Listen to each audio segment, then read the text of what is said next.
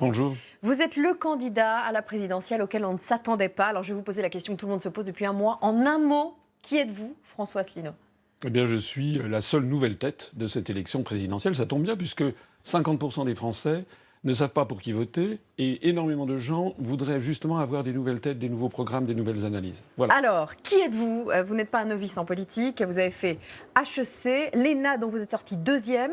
Vous avez été inspecteur général des finances. Vous avez travaillé dans différents cabinets ministériels sous les gouvernements de droite des années 90 et occupé entre 2004 et 2006 le poste de délégué général à l'intelligence économique au ministère de l'économie et des finances sous Raffarin et Villepin avant de créer en 2007 l'Union populaire républicaine. Alors, on ne peut pas dire que vous soyez hors système, hein. Ah, mais je ne prétends pas spécialement être hors système. Très à la mode, hein. Oui, je sais. D'ailleurs, quand je vois M. Macron qui dit qu'il est hors système, ça fait doucement rigoler, en fait, tous les Français. Non, moi, ce que je fais, c'est que je fais des analyses depuis 10 ans bientôt. On va d'ailleurs fêter le 10e anniversaire de notre mouvement politique demain, puisque demain, ça fera 10 ans. Ça sera d'ailleurs au passage le 60e anniversaire du traité de Rome, dont j'invite les Français à faire sortir la France. Voilà. L'originalité de ma candidature, ce sont des analyses constantes depuis 10 ans et constamment vérifiées par les événements. Alors vous êtes le candidat surprise de cette élection, je le disais, celui qu'on découvre, celui qui intrigue, celui qu'on prend pour un original. Qu'est-ce que vous pourriez nous dire pour nous convaincre de l'utilité de votre candidature ? Eh bien, d'abord, le parti politique que j'ai créé est devenu le parti en plus forte croissance de France. Demain, donc à partir de 15h, il y aura porte de la Villette un rassemblement où il y a déjà plus de 5500 personnes inscrites. Notre mouvement politique a dépassé les 20 000 adhérents, ce qui est beaucoup, ce qui est peut-être 4 ou 5 fois plus que d'autres partis politiques beaucoup plus médiatisés. Ce qui est original, en fait, avec moi, c'est que depuis 10 ans, j'ai été, c'est le moins que l'on puisse dire, très peu médiatisé.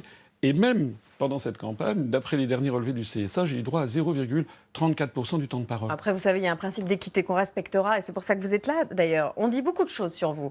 On vous dit d'extrême droite, mais sans le côté raciste. Opposé à l'Europe, adepte des complots montés par les Américains, plutôt pro-russe. Qu'est-ce qui est vrai, qu'est-ce qui est faux dans tout ça ? Mais normalement, les journalistes devraient aller se faire une opinion, parce que quand vous dites « on », dit qui est « on ». Mais je tiens justement à avoir votre éclairage. En réalité, ce sont quelques attaques que l'on lance contre moi, parce qu'il se trouve que toutes les analyses que j'ai faites depuis 10 ans sont validées par les événements, que le site upr.fr, sur lequel il y a toutes les analyses et toutes les conférences, est devenu le site le plus consulté de tous les partis politiques français. Il se trouve également que je n'ai pas d'affaires judiciaires, que je n'ai pas de compte à l'étranger.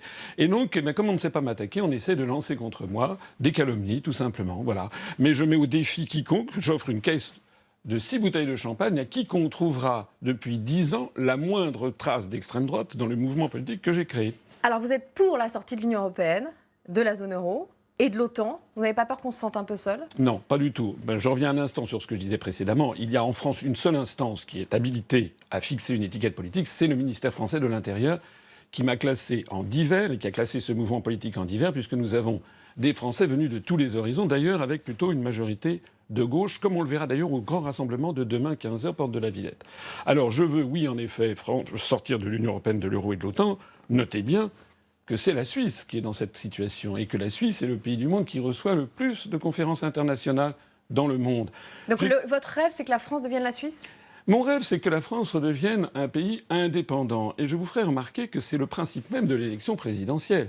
Parce qu'actuellement, nous avons une élection avec une campagne qui est sombre dans l'indignité, en définitive. Avec d'ailleurs du complotisme, puisque, si j'ai bien compris, M. Fillon... Bon. Mais l'article 5 de la Constitution française, et je ne cesserai de le rappeler tout au long de cette campagne, dit que le président de la République doit être le garant de l'indépendance nationale et de l'intégrité du territoire, c'est-à-dire de l'unité nationale. Donc moi, je fais ma campagne d'abord et avant tout là-dessus. Les autres sujets sont importants, j'en parle également, mais ce sont des sujets de nature législative qui seront traités au mois de mai et au mois de juin pendant la campagne pour les législatives. Moi, ce que j'aimerais savoir, c'est ce que proposent les autres candidats en matière d'indépendance nationale. Je rappelle quand même aux gens qui m'écoutent que si la France sort de l'Union européenne et de l'euro, elle restera membre, elle restera liée au reste du monde par 6686 traités. Bilatéraux. Bilatéraux ou multilatéraux. Nous resterons membres de l'Organisation des Nations Unies, du Fonds monétaire international, de la Banque mondiale, d'Interpol, de l'UNESCO, de l'Organisation mondiale de la santé, etc., etc. Donc, c'est en fait un outil de la propagande que de faire croire que sortir de l'Union européenne serait se couper du monde. C'est le contraire qui est vrai. Voilà, vous faites votre campagne sur la sortie de l'Union européenne et vous ne faites pas de référendum après pour redemander au peuple de vous élire, de vous dire oui, puisque vous dites j'aurais été élu sur ce programme. Donc l'idée de Marine Le Pen de faire un référendum après l'élection vous semble absurde en fait. D'abord, moi, je ne vais pas faire un référendum pour demander aux Français s'ils sont d'accord pour que je mette en œuvre le programme pour lequel ils viendront de m'élire. Ça, c'est le premier point. Le deuxième point, c'est que les Français, ils ont voté en 2005 à 55% non à la Constitution européenne. Je faisais partie des non. On a vu la suite. C'est-à-dire que les référendums, personne ne vous dit si ensuite il va être suivi des faits. Troisièmement, Madame Le Pen, son projet, c'est le projet de David Cameron, qui avait fait la même chose. Parce que Madame Le Pen, comme Monsieur Mélenchon, propose en fait de renégocier les traités. Eh bien, moi, je ne veux pas me lancer dans une procédure de renégociation des traités parce que je sais que c'est voué à rien. On voit, M. Jospin avait dit qu'il allait renégocier les critères de Maastricht en 1997. On a vu ce que ça a donné. M. Hollande devait renégocier le traité, le TSCG en 2012. Ça n'a rien donné non plus. Donc pendant ce temps-là, il y a 800 personnes en France qui passent en dessous du seuil de pauvreté tous les jours. Est-ce qu'on peut dire que vous êtes une sorte de Marine Le Pen sans le rejet des migrants, des immigrés? Mais non, mais parce que, écoutez, Mme Le Pen, c'est un mouvement très à droite. Elle tient des propos parfois qui sont justifiés, sensés, c'est exact, mais elle tient aussi d'autres propos qui sont, à mon avis, scandaleux. Et d'ailleurs, si vous allez sur la page Facebook du Front National et si vous allez sur la page Facebook de l'UPR, vous verrez que ça n'a rien à voir. En fait, beaucoup de gens qui votent pour le Front National ne le font pas sur la question de l'indépendance nationale. Est-ce que vous pensez vraiment que l'unification de l'Europe s'est faite sur l'ordre des Américains, que le Dalai Lama est un agent de la CIA et que la création de l'État islamique est un complot de la CIA? Écoutez, moi je lis, on ne va pas encore parler de ça, moi je veux bien qu'on parle de ça. Ça fait partie de vous et de ce que vous êtes. Oui, mais écoutez, encore une fois, moi j'ai cité les articles de presse. Que le Dalai Lama soit financé par la CIA, c'est un article, beaucoup d'articles de presse, notamment un article du journal Libération de 1998 que les auditeurs trouveront en ligne sur notre site. Que la CIA ait été financée, que la CIA, ait financé la construction européenne dans les années 50 et 60, c'est de notoriété publique. J'ai aussi de quantité de preuves à vous montrer. La création de l'État islamique est un complot de la CIA? Écoutez, moi, ce que je sais, c'est que le président des États-Unis aujourd'hui, Donald Trump, pendant la campagne aux États-Unis, avait dit que c'est derrière Daesh, c'était quand même le président Obama et Mme Clinton. Et parce qu'il reprochait à Obama d'avoir retiré les troupes américaines trop vite d'Irak. Écoutez, de toute façon, vous savez, beaucoup de Français, contrairement à ce que vous pouvez penser, se renseignent et valide tout à fait les informations que j'ai données. D'ailleurs, je voudrais dire donc Daesh, c'est une création de la CIA pour vous? Daesh, en tout cas, reçoit des armes, et ça, je peux vous le montrer, reçoit des armes venant des États-Unis, du Royaume-Uni, et a le soutien de l'Arabie Saoudite et du Qatar. Mais je voudrais dire quelque chose qui est très important sur ces questions. Parce que je sais bien qu'il y a des officines qui essayent de me faire passer pour un hurluberlu. Le président de la République, il est le chef des armées. Si quelqu'un qui devient chef de l'État, il doit prendre en compte ce qui agit au niveau international. Allez demander à M. Hollande, qui a été écouté par la CIA, ça fait un scandale en 2015, allez lui dire, est-ce que les services secrets, ça n'existe pas ? C'est-à-dire que nous ne sommes pas... Non, mais nous ne sommes pas dans un monde de bisounours. C'est-à-dire, vous devriez poser la question, par exemple, aux autres candidats. Qu'est-ce que vous pensez de l'action de la CIA en France? Bon, pour l'instant, c'est vous que j'ai en face de moi. Oui, alors, l'attentat de Londres, par exemple, on va continuer à parler de l'actualité. Est-ce que l'action de la France... Oui. Est-ce que l'action de la CIA s'arrête aux frontières de la France comme le nuage de Tchernobyl? Voilà ce que vous devriez poser. Oui, la question est autre. L'attentat de Londres, qui est revendiqué par l'État islamique, c'est un complot de la CIA, alors? Non, je ne dis pas que... Écoutez, arrêtez de me faire dire ce que je n'ai pas dit. Alors, dites-moi. Bon, mais je ne sais pas. C'est un complot, c'est un attentat. Bon. Mais vous pensez que c'est un complot? Mais j'en sais rien. Écoutez, non, mais c'est un attentat qui vient de se produire. On ne sait pas ce qui se cache derrière. Et on ne peut pas. Ça fait partie. Normalement, dans un État démocratique, il y a des enquêtes judiciaires qui normalement devraient d'ailleurs être transparentes pour expliquer ce qui se passe. Bon, moi, je ne peux pas vous dire là-dedans. Je ne suis pas, vous non plus d'ailleurs. Vous n'êtes pas au courant de ce qui se passe en Angleterre. Je vous pose une question. Voilà. En France, est-ce que vous pensez, comme François Fillon, que c'est François Hollande qui a organisé un complot contre lui? Écoutez, moi, sur ces histoires de complot, il y a quelque chose que je voudrais dire et qui, à mon avis, intéressera beaucoup les Français. Sur cette question précise, oui. De Fillon et Hollande. Oui, non, mais moi, vous avez vos questions, moi j'ai mes réponses. Moi, il y a quelque chose que je voudrais dire. Dans la Constitution de la Ve République, il y avait un article, il y a toujours d'ailleurs un article 68, qui avait été rédigé par Charles de Gaulle et validé par 82% des Français en 1958, qui posait le principe de crime de complot contre la sûreté de l'État. Eh bien, ce complot contre la sûreté de l'État, ça a été retiré de la Constitution par une loi constitutionnelle en 1993, dans le dos du peuple français. Pourquoi ? Et vous ne voulez pas répondre à ma question, François Fillon, François Hollande, ça vous semble plausible ou pas ce complot ou pas? Je m'en fiche. Moi, je n'ai pas. Oui, je m'en fiche. De toute façon, Monsieur Fillon, c'est Monsieur Fillon. Moi, c'est moi. Ce que je sais en tout cas, c'est que les Français, ils en ont ras la casquette, n'est-ce pas? Et ça vous semble plausible, ça, ou pas? Mais j'en sais rien, moi. Après tout, c'est leurs affaires. Bon, on va continuer. Vous vous présentez en dehors du clivage droite-gauche. C'est votre côté macroniste?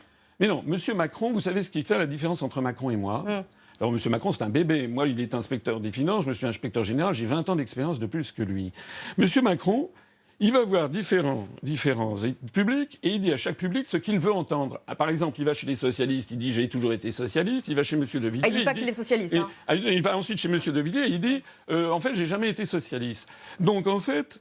c'est du populisme. Moi, je dis toujours la même chose devant tous les publics. Quel est le candidat dont vous vous sentez le plus proche? Macron, qui est énarque comme vous et qui ne veut pas du clivage droite-gauche, Le Pen, qui prône le souverainisme, Mélenchon, qui déteste les Américains, ou Fillon, qui se dit victime des médias?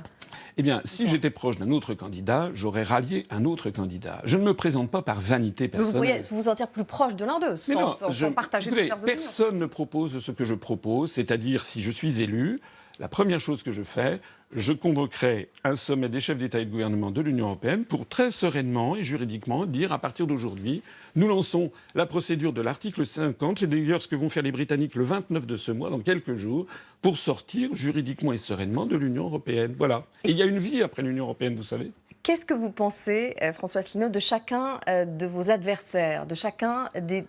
Disons, par exemple, Marine Le Pen, bon, vous l'avez un peu dit tout à l'heure. François Fillon, vous pensez quoi de ce candidat? Mais je ne suis pas un commentateur politique. Mais vous avez bien un avis sur vos adversaires? Non. Moi, ce que je voudrais dire, c'est que j'ai un programme politique qui est comparable à nul autre. Je veux rétablir en France les grands acquis sociaux du Conseil national de la résistance qui sont actuellement menacés et même détruits par les traités européens. Je veux renationaliser EDF, GDF, La Poste, la SNCF, les sociétés d'autoroutes, TF1, les sociétés de concession d'eau et également toute banque bénéficiant de fonds publics. J'ai le droit de le dire quand même. Ah oui, vous êtes là pour le dire. Tous les matins, François Asselineau, question récurrente, la question off met devant les caméras.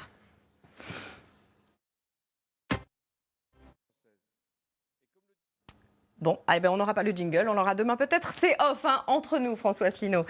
Vous qui voyez des complots partout, on ne vous a jamais entendu sur le 11 septembre. Est-ce que c'est un coup de la CIA, là aussi?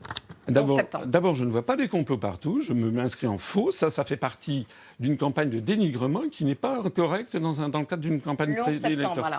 Mais le 11 septembre, je n'ai pas pris de position sur le 11 septembre. Je n'ai jamais évoqué ce sujet. Et pour quelle raison? Parce que vous pensez que la version officielle est exacte? Je n'ai pas à me prononcer sur cette question. D'ailleurs, puisque vous êtes journaliste, vous devriez vous intéresser à ce que pensent les Français. Moi, ça n'est pas le sujet. Non, mais le 11 septembre, vous prétendez à la plus haute fonction de l'État. C'est normal d'avoir une opinion sur le 11 septembre. Mais demandez donc aux autres candidats la même chose.